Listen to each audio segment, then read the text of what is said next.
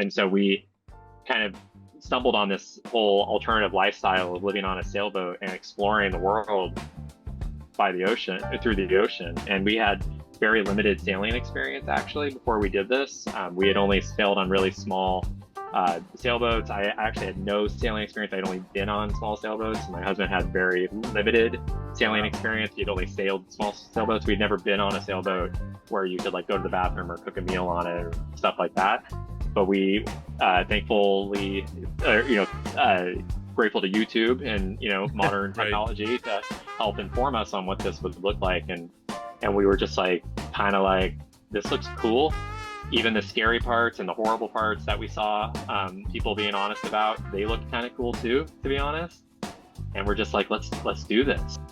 Welcome to the Personal Freedom Podcast. This is your captain speaking, Mac Dome.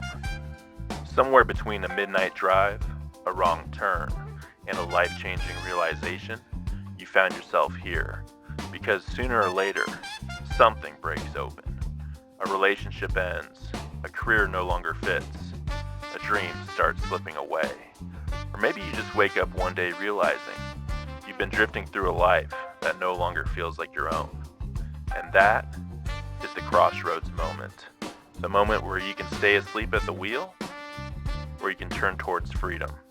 This podcast is for the rebuilders, the wanderers, the creators, the people trying to find their way again. For some, maybe this podcast isn't about escaping the path you're on. Maybe it's about remembering why you started walking it in the first place. A reminder to stay grounded, to stay awake, to stay free. So roll the windows down, turn the dial up, and let's ride. This is the Personal Freedom Podcast. Hey everybody, welcome to the Personal Freedom Podcast. I'm your host, Mac Dome, and we have Cory Gerlach here today. And Cory's got a very interesting lifestyle I can't wait to ask him questions about. He's currently floating through the ocean right now on a sailboat with his husband.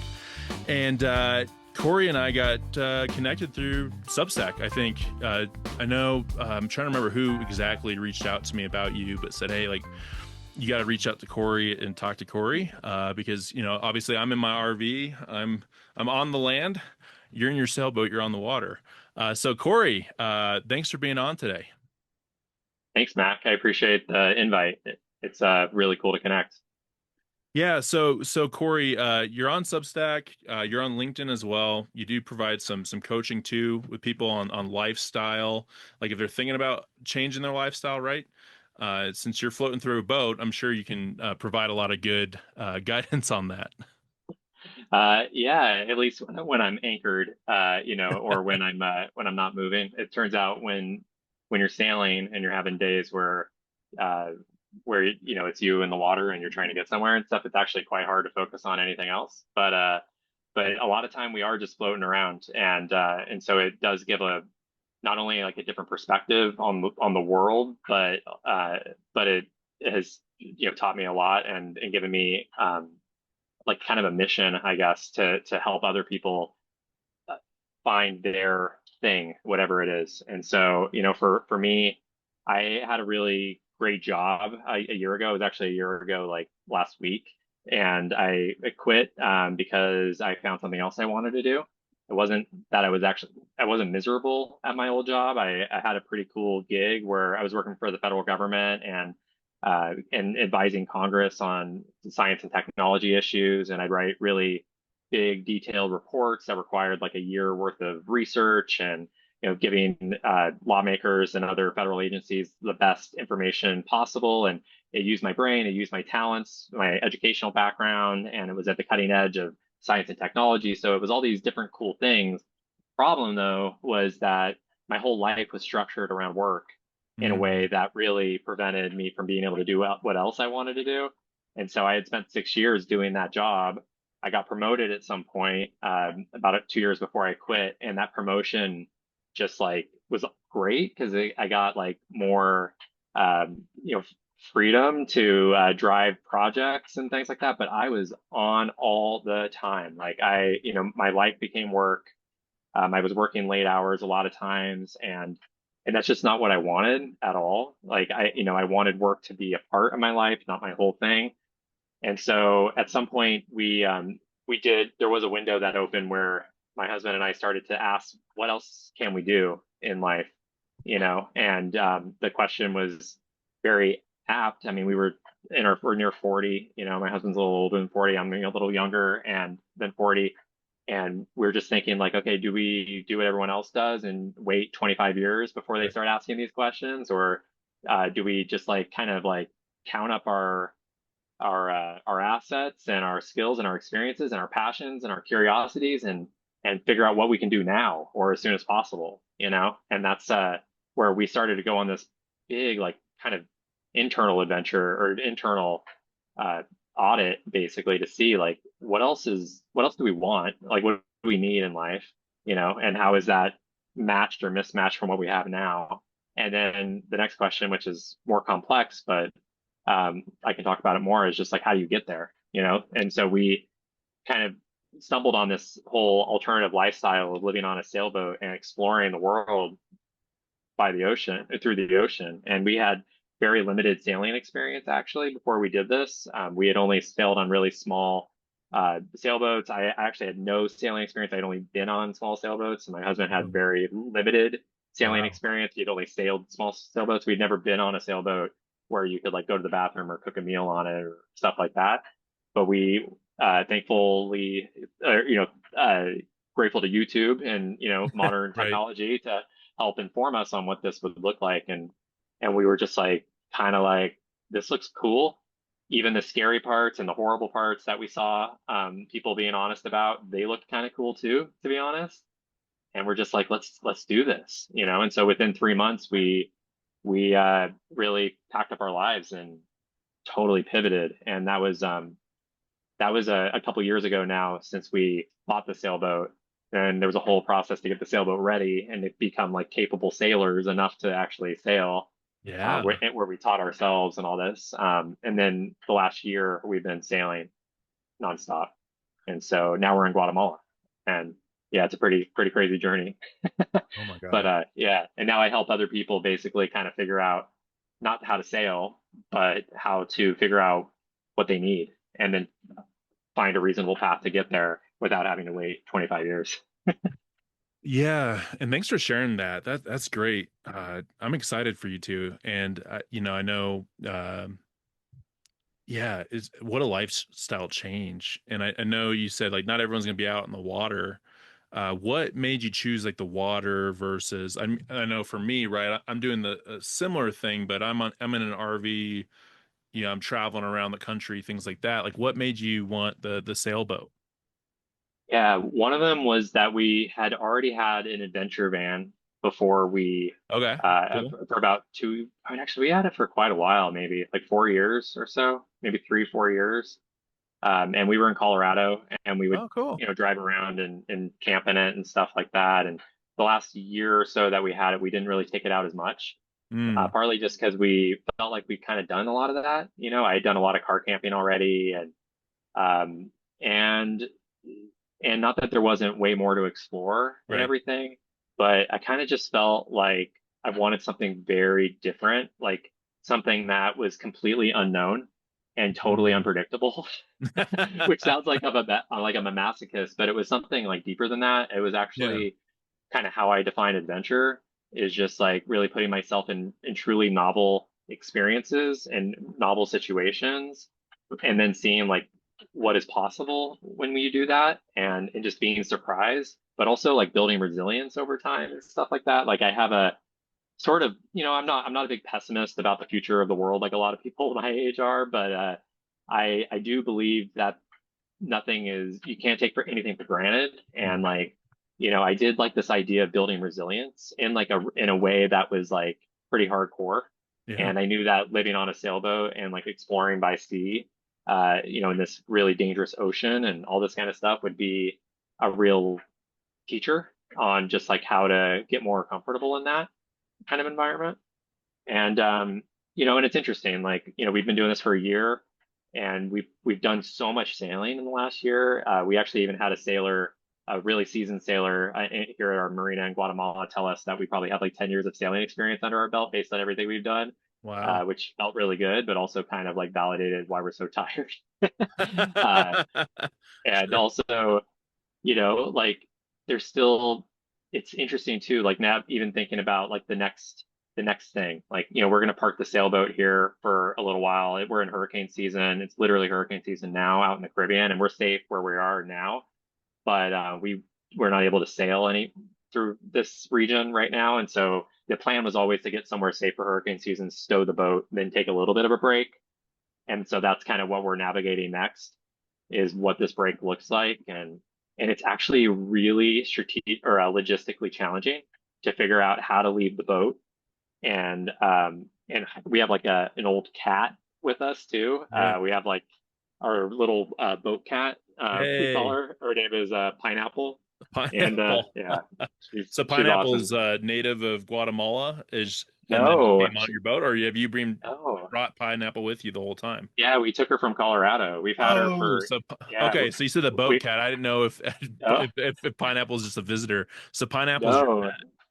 she was our pet that we took with us from Colorado, Oh, and cool. yeah, we've had her for like 18 years, and That's great. I know, and it's crazy, but it's also really logistically challenging because Sure. moving around the country with a cat isn't that big of a deal, but moving between countries is actually really annoying. Like every Mm. country has its own rules, and Oh, it's like, especially by sailboat, it's like almost impossible to meet every rule. And so you basically show up and you're like just crossing your fingers that they give you some grace.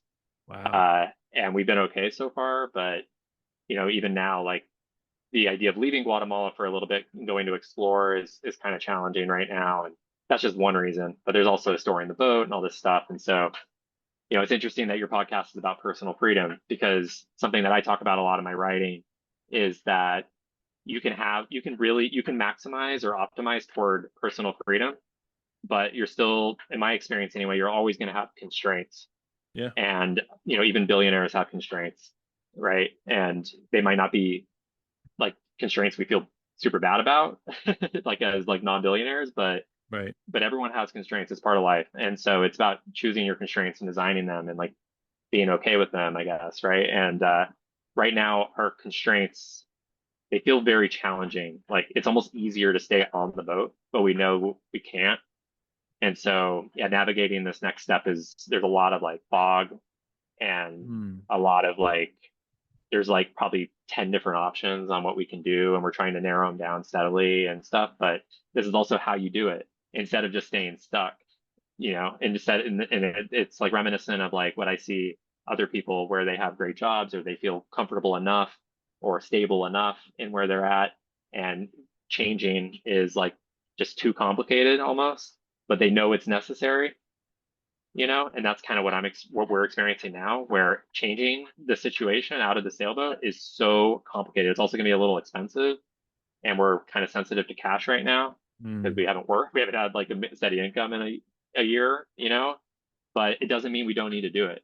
We need to do it. So it's about figuring out a way to like do it on our terms in a way that brings us to a place where our needs are met. And so it's this very dynamic and like really interesting process, because yeah, you don't just do that process once and Right. then you're like living happily ever after. Right. Like if you ever wanted to leave your RV life, like, it's that transition is going to be tricky most likely, right? And all that stuff. And that's kind of the funny part about building a lifestyle on your terms, is like, in my experience, and I would say this pretty definitively, there's like no such thing as happily ever after. There's like the day after and the day after that.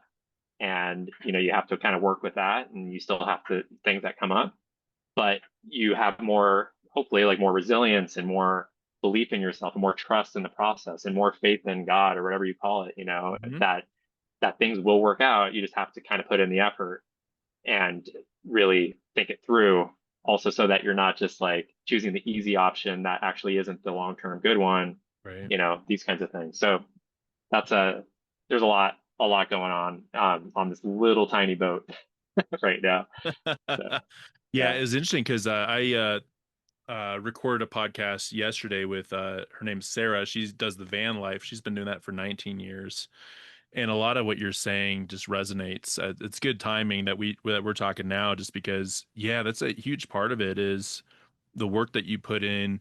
That typically, let's just say you're talking about people on the whole that are like living in the city in an apartment, something breaks, you call somebody. A little bit different, right? Especially when you're on a sailboat. Heck, I'd say that those the stakes are a little bit higher if there is a mistake potentially, if you're in the water. I know for me, hasn't been too bad, but there's been some times, right, where you're just like, oh, well, I got to do something like right now. And not necessarily like you're talking about both, but like lifestyle decision, but also like you're saying every day there's something that you have to potentially address. But at the same time, it builds that resilience because like you're learning how to like live, like you said, on your own terms. It's going to take a little bit more effort. It's going to take a little bit more, I'd say, strategy potentially on a daily basis. Like I'm talking to you now, I got to head back into the city probably tonight or tomorrow, but I'm pretty much almost out of water. Oh, and yeah. and so I had to run into town before we talk because I was like, okay, I just need like, just a little bit for either tonight, or if I just leave. But those are just things that you don't really think about, I think, when you're just in your house or your apartment. You got to think about Totally. that stuff a little bit differently. How do you Yeah, get dude. water? Like, do you guys have like how big's your tank? Uh, Yeah.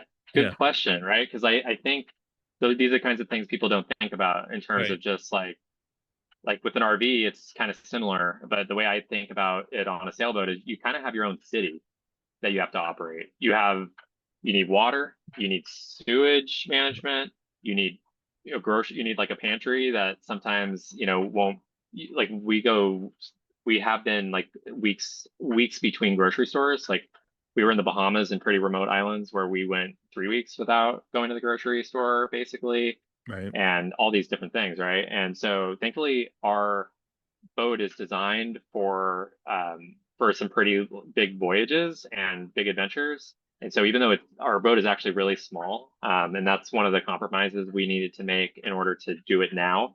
We could have waited 5 years and got a bigger boat, but Right, we wanted right. to go now or as soon as possible, right? And so we basically bought the smallest boat we could that had like the best capability to do the things we wanted it to do. And one of the things we got was really big water tanks. And so we have something like 80 gallons of water on this boat. And so that's enough for both of us and the cat, who actually drinks a lot of water.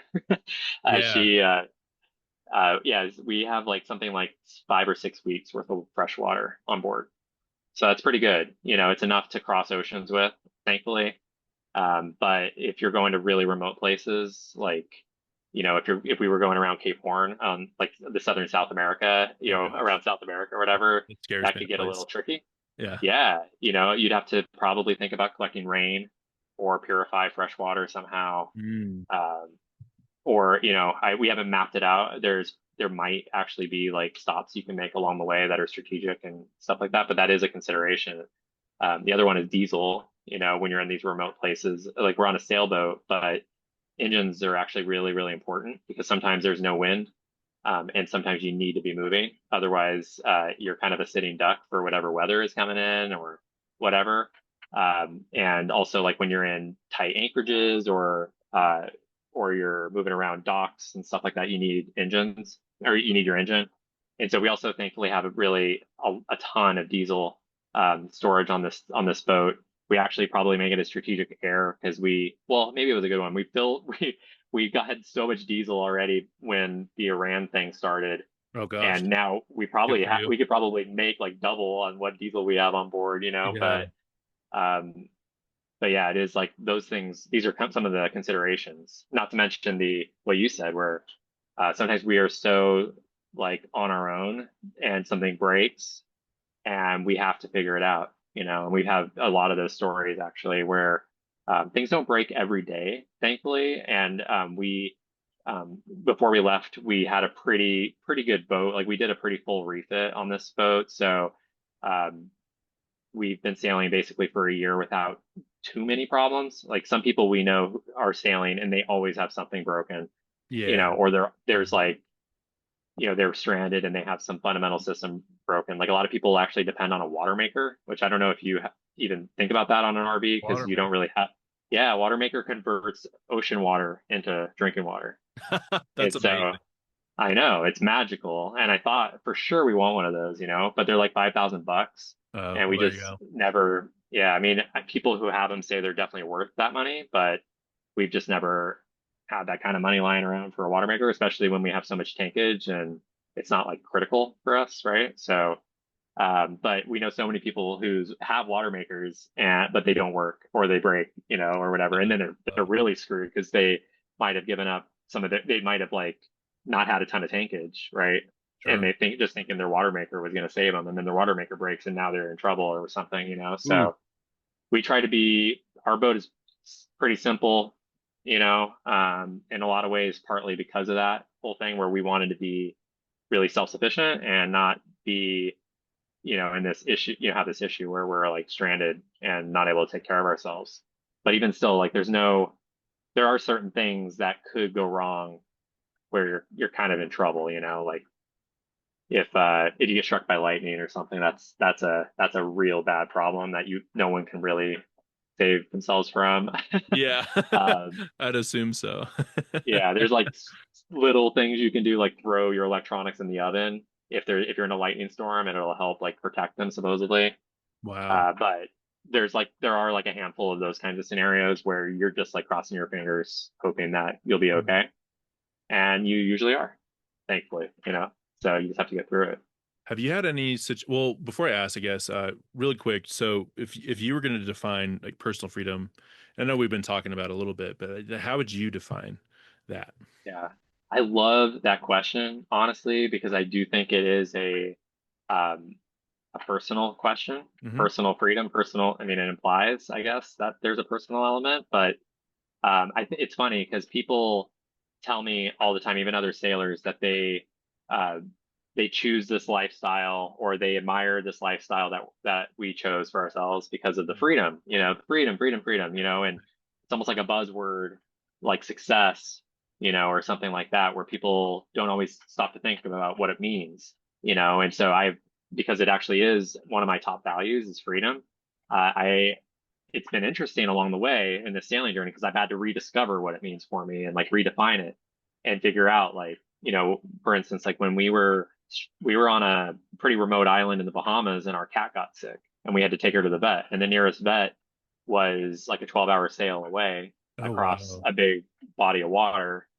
And it was a holiday. Also, it was New Year's Eve. Oh, So gosh. we had a lot of like constraints and a lot of problems there. And we've been in a number of those sorts of situations where you look at it and you're like, this is not freedom. This is not freedom. Freedom is being able to hop in your car and like drive to the grocery store in 5 minutes and have like Ben and Jerry's ice cream, Uh, anytime you want or whatever, right? Or to some people that's a kind of freedom, right? And or they would be able to call an emergency vet. Like when we were in North Carolina fixing the boat up before we set sail, we had an emergency on Christmas Eve actually with the vet or with our cat, and we had to go to an emergency vet, but it was fine. It was a 30-minute drive, and they were open, and no big deal. right. Not But sailing on a across the sail, ocean. yeah, you know. Yeah. Um, and so, but to me, like freedom that is important is like the freedom to be able to basically operate without needing to ask permission from Mm, other people. It's also being able to move in a direction that is exciting to me and meaningful to me. It's also being able to like learn along the way and be able to like pivot based on what I learn. And so like having a little bit of, you know, ability to learn and change, right. not be locked in to too much. It's also um, it's also like the freedom to explore and to like, admit that I don't know everything and I'll never know everything. And to just be like, this is I want to know more, and to have that freedom to do that. And so like some of the lifestyles that would be anathema to my kind of freedom would be Sure. like, uh, having like some sort of super crazy commitment or like being in prison would probably be the worst thing.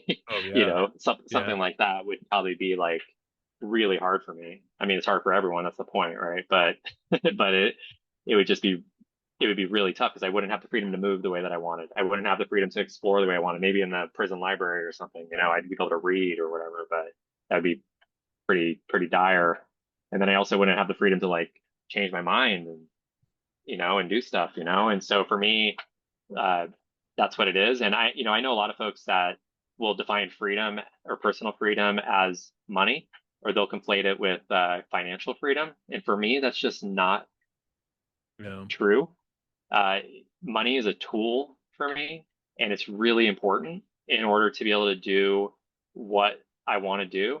But there is such thing as enough money, and and there's also such thing as enough freedom, I think, Mm. because like I see people all the time who they are collecting freedom as if it's like another thing like that they have, and then but they aren't necessarily like actually using it for anything.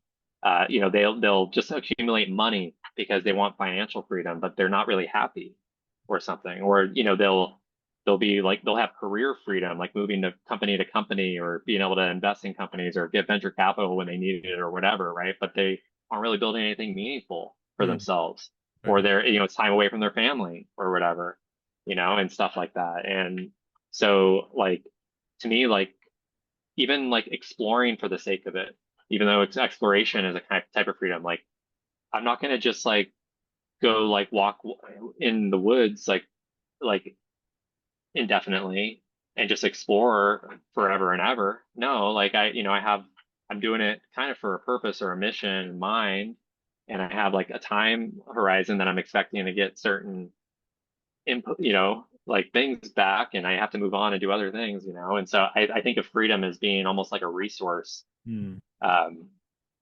to use in the way that you want it. And there is such thing as enough. And that's something that I talk to people a lot about, where like how to define your enough, like what is enough to you, and Uh, then and that's how you actually move forward, because you're not just like spending all your energy and time and all this kind of stuff just collecting these things you might need. It's actually using it. And then actually what I said earlier about picking your constraints is really important, because actually sometimes when you make a decision, like when we bought the sailboat, and just owning a sailboat is a constraint. It was a lot of capital, hung up in one spot, but also a huge responsibility, and things we had to work on and stuff right. like that.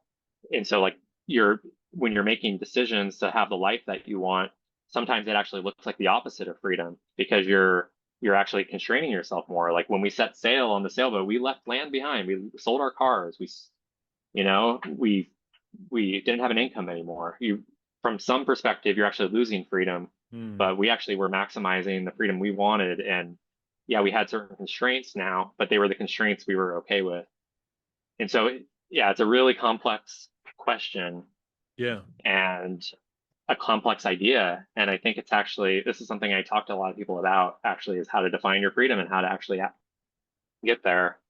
And it's not obvious, Yeah. it's actually like a process, kind of like I was talking about with anything else. So, Yeah, sometimes I think you put it really beautifully. Like that was great. I think it looks different from everyone too. Like sometimes I like to fish a lot.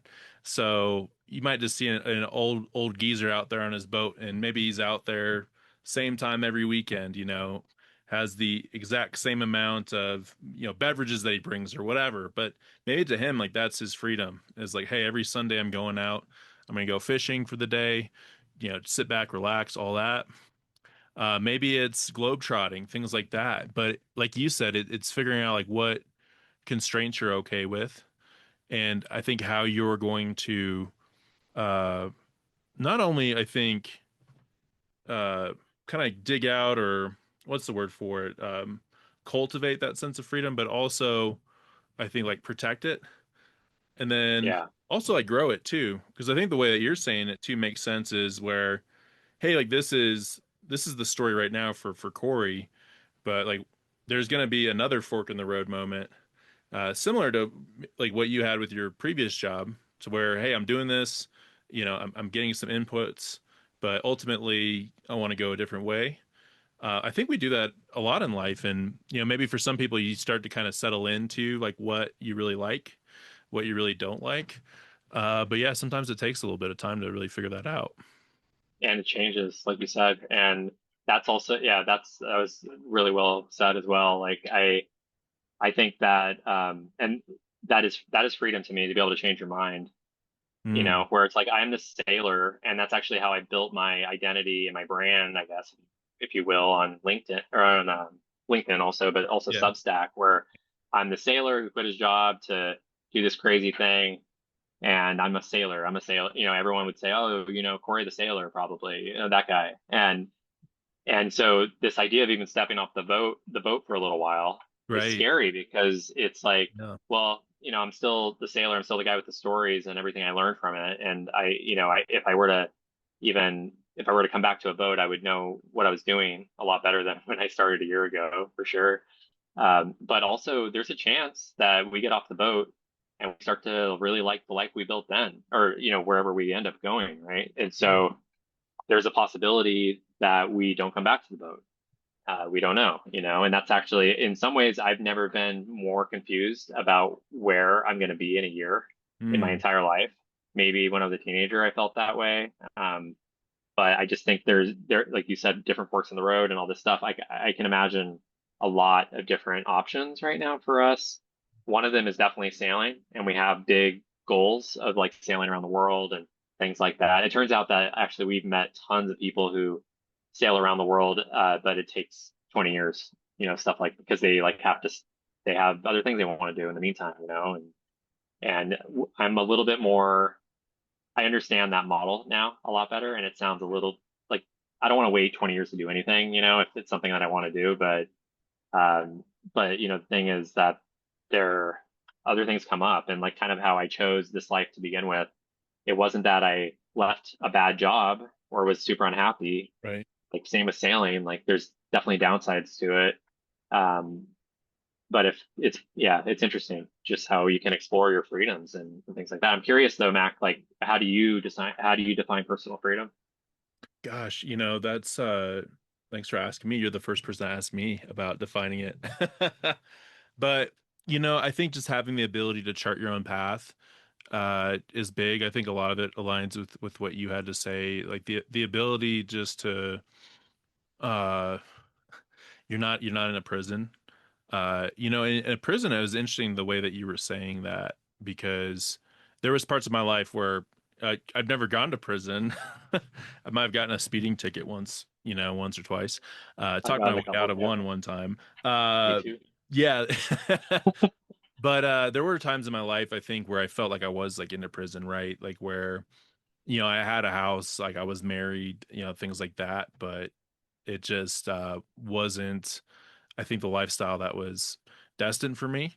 And that's how it worked out. And that's why I bought the RV, was like after divorce, was just being like, hey, I want to hit the open road.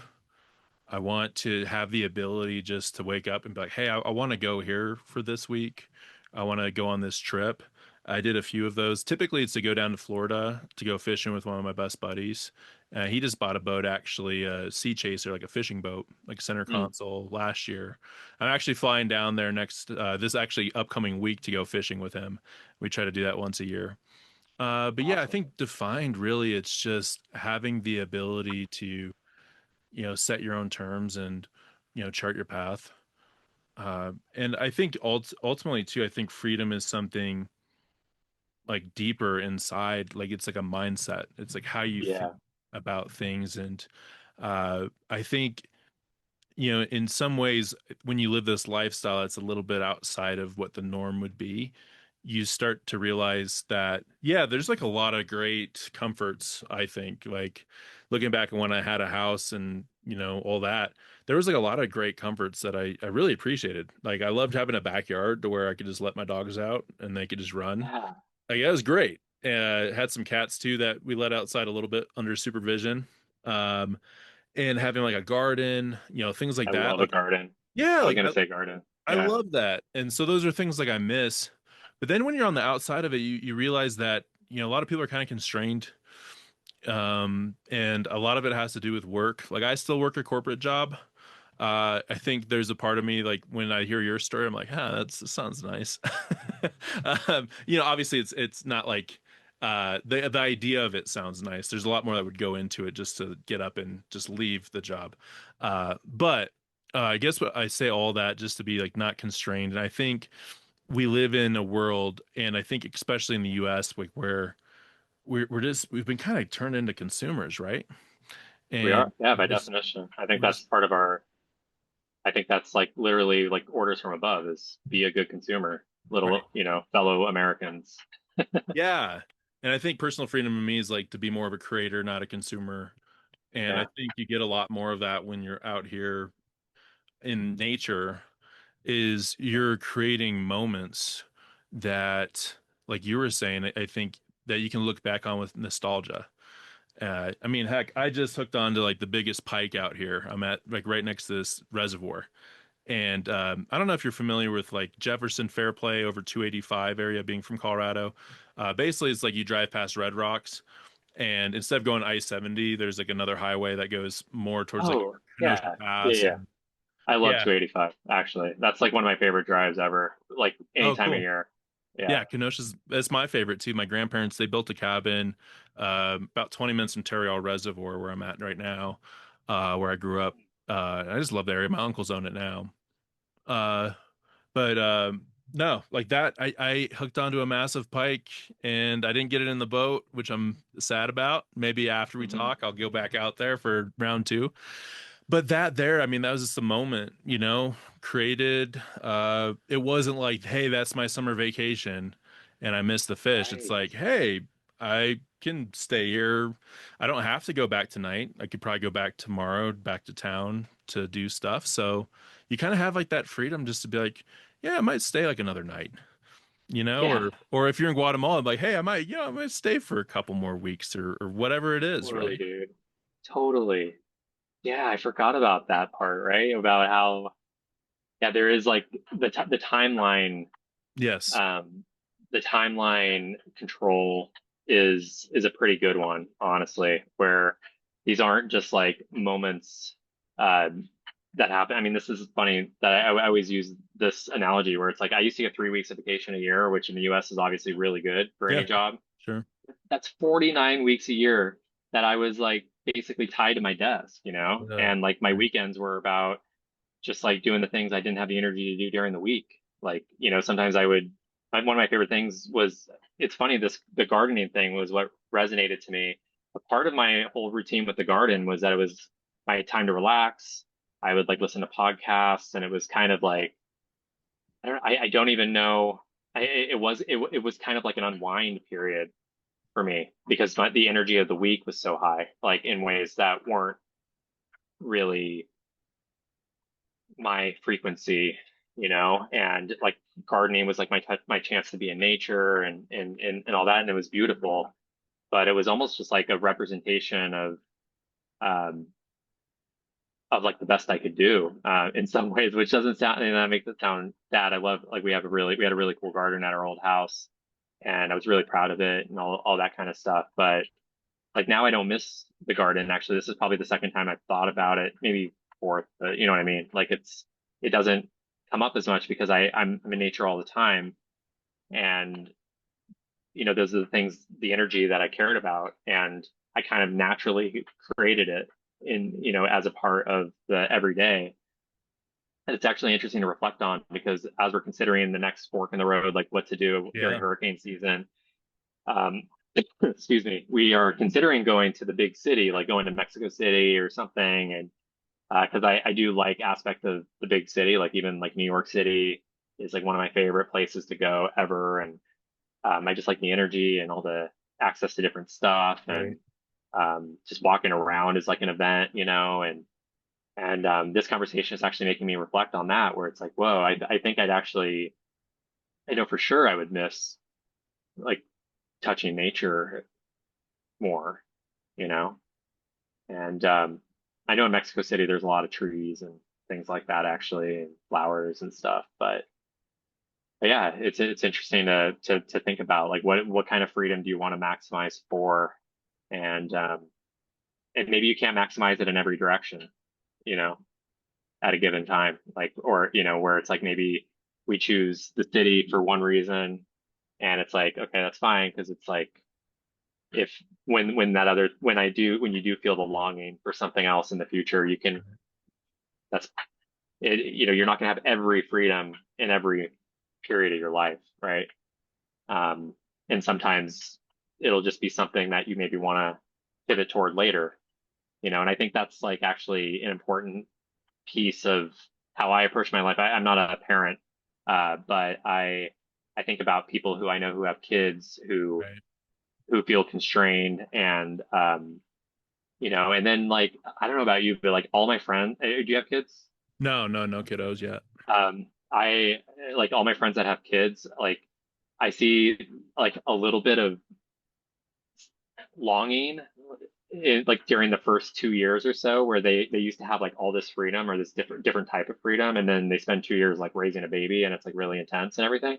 But every single one of those people, like my friends that have kids that are like over 2 or 3 or something, are like, they've built the freedom, they've built their lives now in a way that really isn't like, they figured it out, and now they have kids and they love that also, and so it's just taught me a lot about even the things that we think are constraints, and stuff. Like, even like, I try not to advise people to quit their corporate job or whatever right away. Because like, it's not the 9 to 5 that's the problem. Actually, it's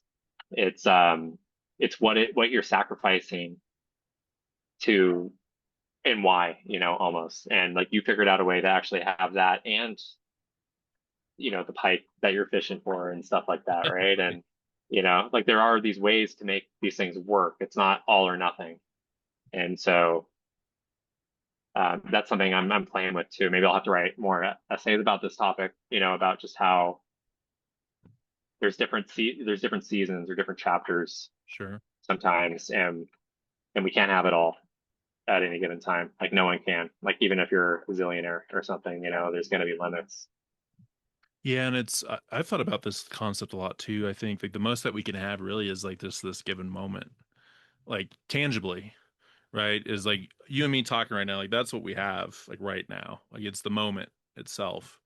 So I think in some ways with personal freedom, it's how can you have like Mm, more moments like that, or ultimately, right? Like time's the biggest thing. It's like what are we spending? Like the Gandalf quote, right? Is like what we have to do is like what is I'm gonna mess it up, but it's the most important thing, right? Is to do what the time that is given to us, like to maximize mm, that time, right? And I think about that a lot is like how are we maximizing our time? And there's been times in my life, right, where I was on the couch just like watching like TVs like all day, or whatever. yeah, Um, and I think sometimes that can be, I mean, really, like you can have that in this conversation, really, like you can have personal freedom anywhere, right? Like you have to find, yeah, everyone has to find their version of it. And I think like what you're saying too is when things happen, like you have kids, or hey, you're in the sailboat, you go off land, you're in the RV, hey, I'm no longer attached to like one place. It's almost like that acceptance of the constraint. Uh, Almost like there's this book, Discipline Equals Freedom by Jocko Willink, that was really mm, beneficial when I read it. And if, at first you're like, discipline, freedom, what does that mean? But it's also like what you said, I think constraints and freedom, I think it's like realizing like what you have to work with, how that is going to like potentially limit some of those other ideas you might have. And then it's like once you buy into it, then it's like, okay, well, this is what we're yeah. doing. And then, Totally. yeah, You're convincing me that I probably could do okay in prison eventually. Maybe give me a couple years I would just need you to got to figure do a out. bunch of push-ups and sit-ups, like just get Yeah, really jacked. exactly. Exactly. Well, that'd be one perk, Yeah, I just get think. really jacked. Although I might get too much attention if I get too jacked. Yeah, there you go. I don't want like people picking fights with me and stuff, Yeah, there but you go. I'd probably honestly get really into meditation, I think, and breathing, and the things that are in my control. Like, Hmm. that's this I have written an essay on Substack about constraints, and one of the things that I've kind of discovered writing it is that there are some constraints that you can't that you don't choose, like even like your personality. I think that there are actually some aspects of our, or a lot of aspects of our personality that aren't going to change, which is Mm. something I've kind of learned in the last couple of years with me, for a lot of different reasons. But there are, or even like the decision to be on a sailboat right now, like this is, yeah, we could take steps to like untangle ourselves from this over time, and we will like probably take a few weeks, honestly, which isn't even that much time in the long term. Right now, it feels impossible, like a lot of things, right? And then it really only takes a few weeks, and then you're like, oh, that was kind of easy. Oh, and it was so worth it. All those headaches were so worth it. That's the funny thing too about constraints is sometimes they feel overwhelming and impossible to overcome. And in reality, it's really like a few days of work, and getting really serious and making maybe having a couple tough conversations with people and Right. things like that, right? It's actually not as hard as it sounds a lot of times. Sometimes it is. I don't want to undercut all, constraints, but like the other thing is that there are some constraints that are in our control that actually help us. And one of them that I'm kind of obsessed with is like a pact, like making a pact with yourself.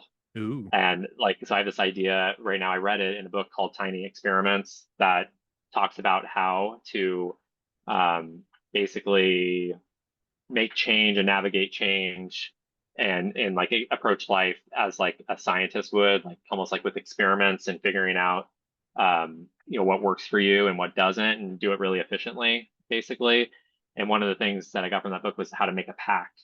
And for me, like when I say I'm going to do something, I don't always do it if it's not going to, if I like maybe take a couple steps and I realize actually that was kind of dumb. I'm not into that. Like but Yeah. that's actually one tenet of a pact is that you at any given time. So a pact basically, as I've laid it out and is laid out in this book, I've amended it a little bit, I think, but is that it's a specific activity over a certain amount of time.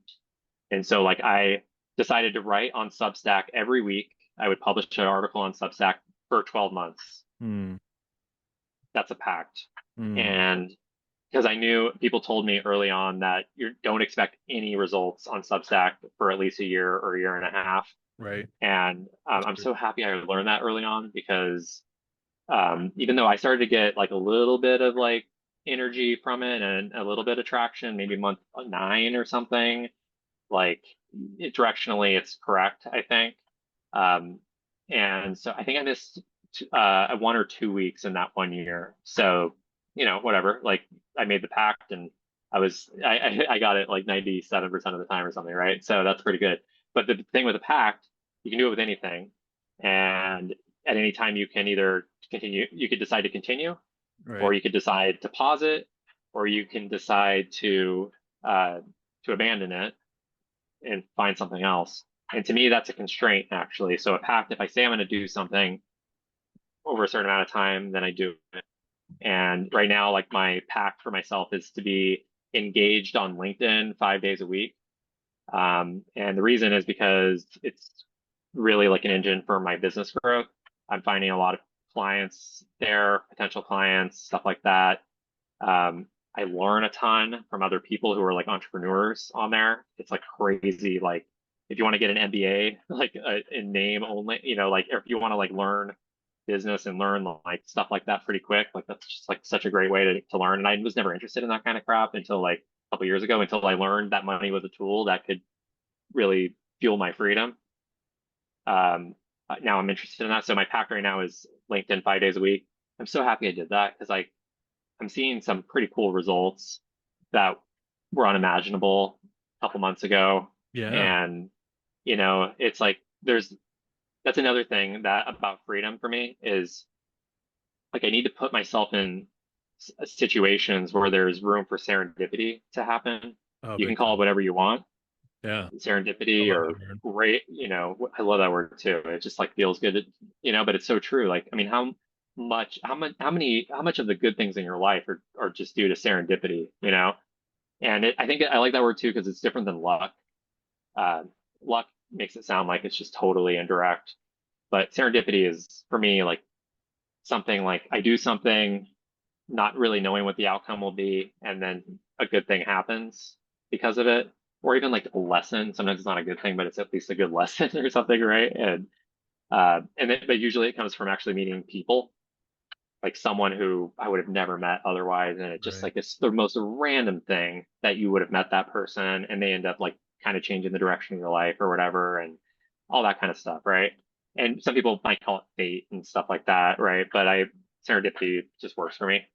Um, and so, yeah, that's what I'm finding. Like so my pact or my constraint, it's sometimes really annoying to be on LinkedIn 5 days a week. Sometimes I don't want to. Sometimes it's stressful. Sometimes it's Right. hard when I'm feeling really down and I'm seeing people who I follow saying they just made $30 million or something like that. I'm like, damn it. Like, not that I even really want that kind of money, but Right. Right. it's, you see Yeah. people having success, you feel down. Other days you see that and you're like, hell yeah, like that'll be me someday and all that stuff, right? I don't know. It's kind of interesting. So this, I actually look at that as a constraint. It's limiting my freedom. I'm not able to do just whatever I want. There are actually set hours of the day where I sit down and I'm just engaging on this platform, but it's allowing serendipity to happen and it's productive or whatever you want to call it. It's getting me closer to this thing that I think I want. Oh, that's So so cool. Hey, I know we're getting close to time here. We land the plane, but it's been really nice talking with you. We'll have to have you on again, I think, just to talk about some stories because I think there's some questions that I had just about yeah, probably times like, hey, was there any time like where you were just completely just terrified out there on the water? Like I'm sure yeah, that's happened before. yeah, yeah. I'm happy to chat about that. I have a few more minutes if you want one more story. Yeah, I would love that. All right. All right, cool. Yeah. So there are a couple things that happen when you're like 100 miles offshore and Oh, there's no one, yeah, and there's no one to help you, and it's just you and in my case, my husband and yeah. our cat. And thankfully, my husband's actually pretty handy, or like actually the handy one. He's the captain. Sometimes I have some good ideas for sure, and I'm like an extra hand. He's like, I'm the Um, captain. I'm the captain. yeah, he's pretty good at it, honestly, and it's pretty awesome. That's also one of the reasons we chose sailing is it's like a good synergy of our Yeah, capabilities.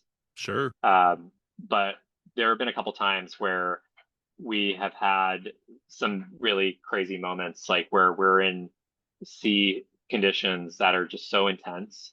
Like we've been in situations where we have 10-foot waves, where the Oh, waves are just towering above you and about above your boat, and they're it's wild because they come toward you, but then they lift up the boat with it as they pass, and then they set you down. And it's like a gentle thing where they come and they set you down like an elevator almost. And of course, it's a problem when they break on you, and we've had that happen too.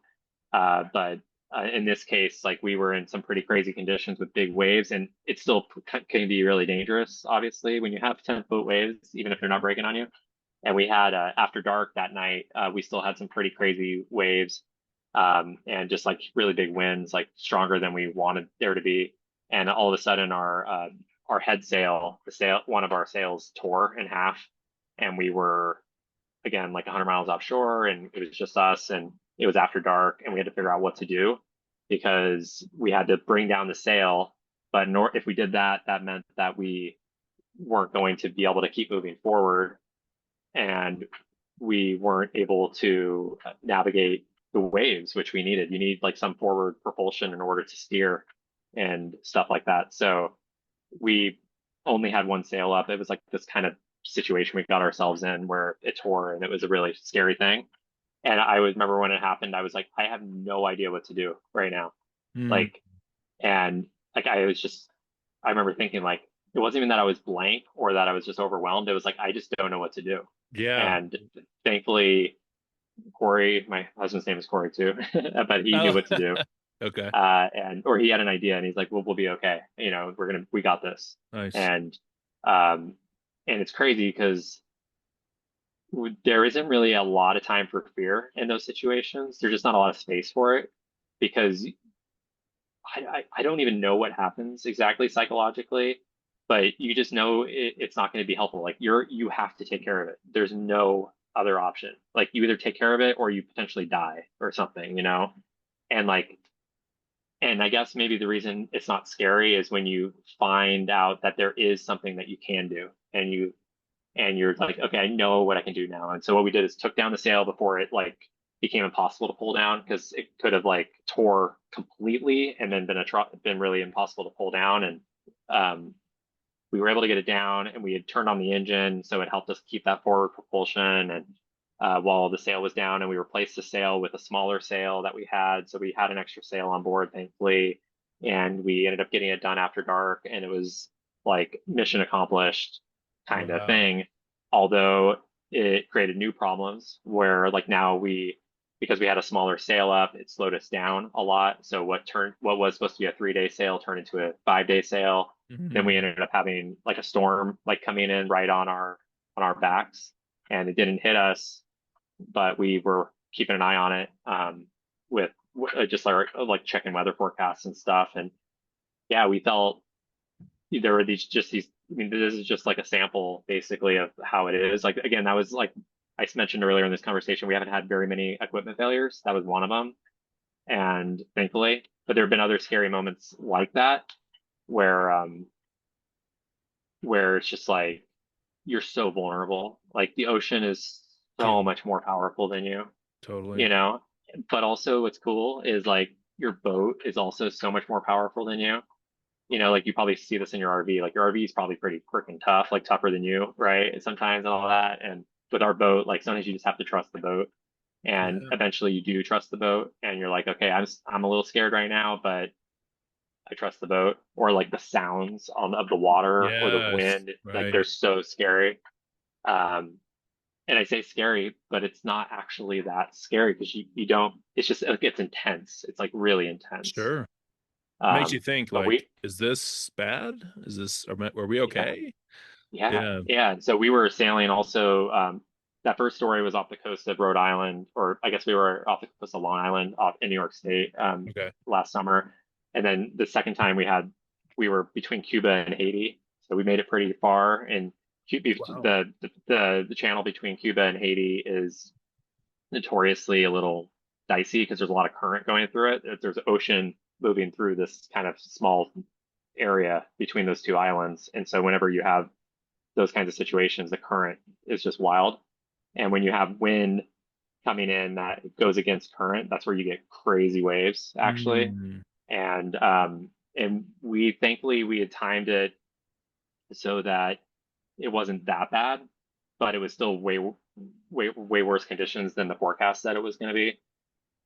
Excuse me. And overnight that night, like we had a wave crash on our boat, and you're not able to even see the waves because it's pitch dark. It was like a new moon.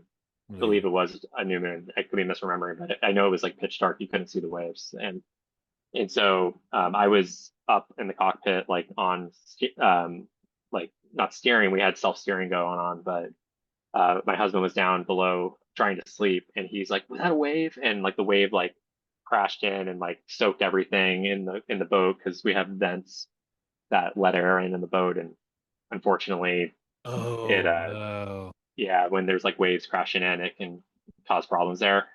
And that was the first time that had ever happened. And but I was just like, I was able to be the tough one then, or not the tough one. Yeah, I was the one.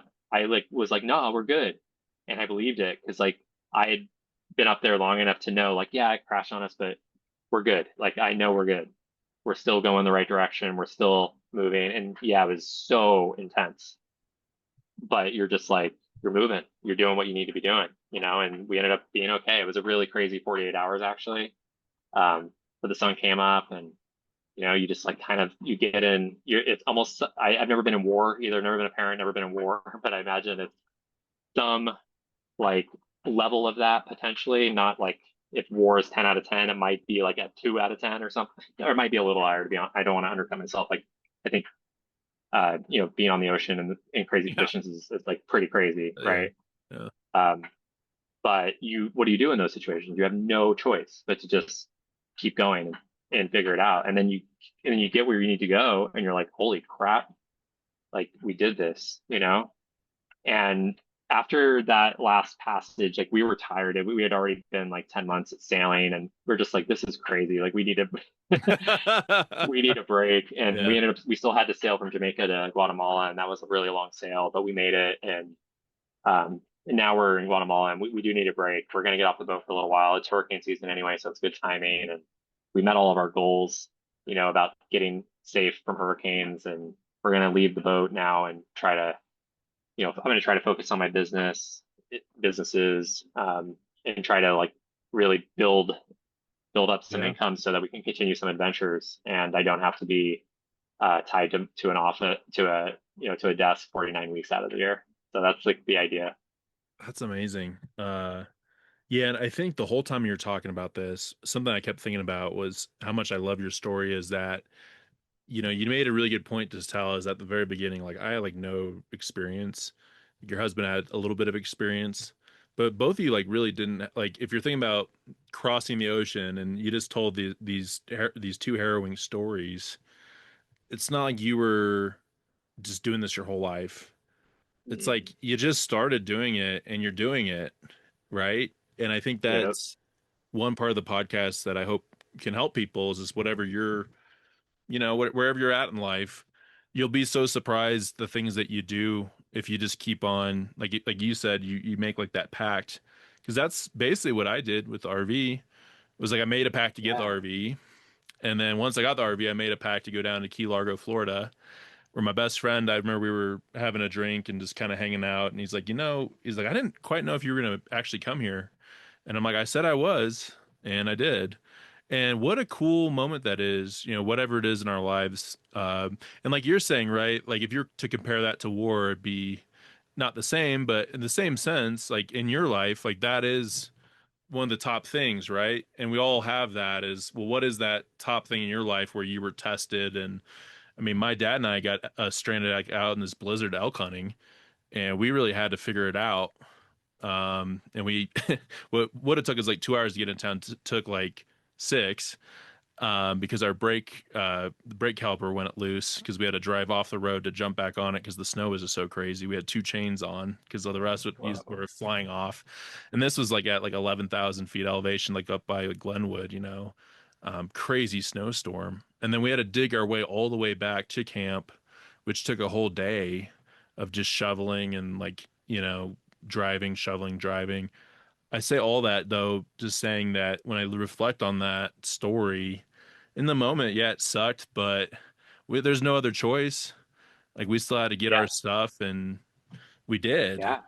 and we did it. But if you like woke me up and say, "Hey, Mac, like I'm gonna put you to work like 24 hours a day shoveling snow," I wouldn't be too excited about it. But if it was a part of my journey, like my adventure, if I knew like, hey, later on down the road, once we get out of this will be a great story.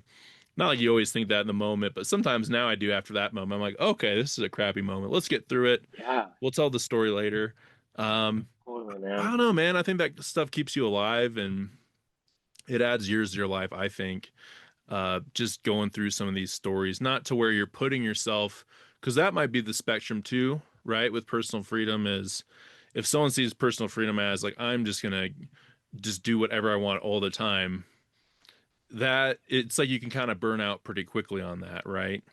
So it's kind of like Yeah. you're saying, man. I really love what you had to say about the constraints. It's figuring like what constraints to work within in your life and like what makes sense, and then to make that pact and go after it. Exactly. Yeah. Yeah. And otherwise, like, if you didn't put some constraints, you would have never gotten to Florida, in some ways, like, because like you had to make a decision to narrow your freedom and to do it. And yeah, that's like, I don't know, that's really cool, man. Thanks for sharing all that. And, I'm like exploring this bigger idea of like maybe even how important having a mission is. Like I have like criticisms of goals because I think goals are a little overrated. And I think they're important, but they're not everything. But I think Yeah, like having a mission or something, like something a little different is really important. And so when you go through those hard times, you're like, dude, I achieved my mission. I met the mission or something. It's not just like, oh, I met a goal. It's like, I don't know, that doesn't do it for me. Like just like because I don't need that. I don't know, but a mission, I don't know. I'm still playing with this idea. I need to write an yeah, essay about this. But yeah, it's been great chatting with you, man. yeah. Great chatting with you, and I'll put a link to all your work within the description. And definitely, yeah, if you're in that moment of life where you're thinking about, hey, maybe thinking about, mixing things up, going on some more adventures potentially, talk to Cory through his coaching business. And Cory, like, any last words you want to share with the audience before we hop off today? I think pretty much touched on everything that I've been kind of obsessing over lately. I think that I already addressed this piece a bit, but a lot of people tell me, especially when I was in the Bahamas, and the pictures on the boat are just insane, like Yeah, the blue ocean, all that stuff. To be honest, like, or yeah, okay, hold on. First, people would tell me all the time, like, you're living the dream, man. right. How amazing, all this stuff. And I am, but it doesn't mean it's not really hard. And but it also doesn't mean it's not so worth it, And so, like, there is this reality that just because you've achieved what you want, it doesn't become easy all of a sudden. It actually becomes hard. Like right now, we just spent a year worth of money and without an income, and now it's going to be hard work to make that money back or make enough money to keep us going forward and all this kind of stuff. But it's all, like you said earlier on, like, we didn't really talk about this as much, but it's like a mindset thing Mm, about, like, it's like making sure that I'm on the right track for me, and not having any fantasies about, like, if I get this thing, I'll never want anything again or whatever. That doesn't exist. It really is a matter of just having a lifestyle and being on a path that you enjoy and that you continue to learn from, and that continues to have room for serendipity and stuff. And that's what I'm on. I'm still in the middle of it. Like I said, this is hard, but it's still much cooler than the life I left behind, I think, honestly, yeah. in the ways that are important to me. Not just like cooler, like it looks cooler, but it feels more aligned with the kind of life I want. So yeah, that's all I got. Hey, I love it, Cory. I love it. And yeah, thanks for your time, and really just like best wishes with everything, moving forward. Like, I know it'll go well for you guys, whatever path you choose. But maybe we'll be seeing some pictures of you all in Mexico City. We'll see. Yeah. Yeah. Cool. All right, everybody. Well, hey, thanks for listening today. We'll catch you later. Bye, everybody.